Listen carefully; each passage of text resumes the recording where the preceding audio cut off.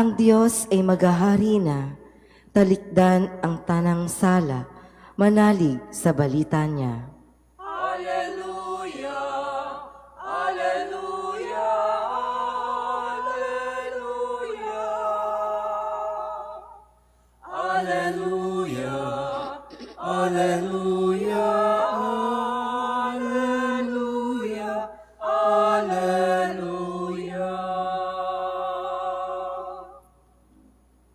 Sumainyo ang Panginoon. At sumayo rin. Ang mabuting balita ng Panginoon ayon kay San Marcos. Papuri sa iyo, Panginoon. Noong panahong iyon, tinawag ni Jesus ang 12 at sinugong 12. Binigyan niya sila ng kapangyarihang magpalayas ng masasamang espiritu at pinagbilinan. Sa inyong paglalakbay, huwag kayong magdala ng anuman, maliban sa tungkod, ni pagkain, balutan, salapi sa inyong lukbutan o bihisan, ay huwag kayong magdala. Ngunit magsuot kayo ng panyapak. Sinabi rin niya sa kanila, at sa alinmang tahanan, inyong tuluyan, manatili kayo roon hanggang sa pag-alis ninyo sa bayang iyon. Kung ayaw kayong tanggapin o pakinggan sa isang dako, umalis kayo roon at ipagpag ninyo ang alikabok ng inyong mga paa bilang babala sa mga taga roon. Kaya tumayo ang 12 at nangaral sa mga tao na pagsisihan nila at talikdan ang kanilang mga kasalanan. Pinalayas nila ang maraming demonyo sa mga inaalihan nito. Pinahiran nila ng langis at pinagaling ang maraming may sakit. Ang mabuting balita ng Panginoon. Pinupuri ka namin, Panginoong Hesukristo. Isang magandang umaga po sa inyong lahat. Ngayon po ay Huwebes ng ika-4 na linggo sa karaniwang panahon at ating pong ginugunita ang isang dalaga at martir na si Santa Agata. At sa tulong nawa ni Santa Agata, katulad niya, hanggang kamatayan ay makasunod tayo sa ating Panginoon at maibigay din natin ang ating katapatan sa ating Panginoon. Ang katapatan ng tao na susubok sa mga panahon na marami tayong mga kailangan sa buhay.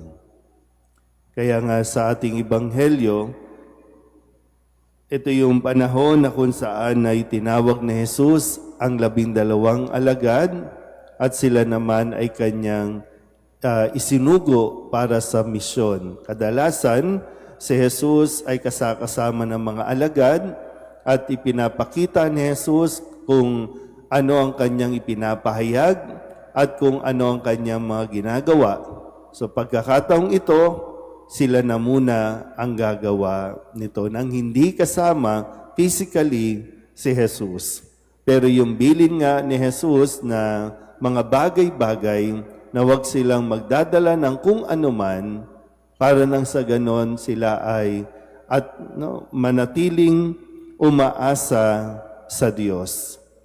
Kung paanong si Kristo ay laging nakadepende sa grasya o biyaya ng kanyang Diyos Ama, ngayon naman ay ipinapagawa niya ito sa kanyang mga alagad. At sa mga susunod na araw, may kita natin o maririnig natin ang kanila pong yung naging resulta ng kanilang misyon. So isang misyon na binigay sa mga alagad. At nawa, matutunan din natin na napakahalaga na sa isang misyon, yung may pagtitiwala tayo sa Diyos. Yung mga material na bagay, darating yan. Pero kung pangungunahan tayo ng takot, pangungunahan tayo ng mga pangamba natin, doon tayo nawawala sa ating pagtitiwala sa nagsugo sa atin.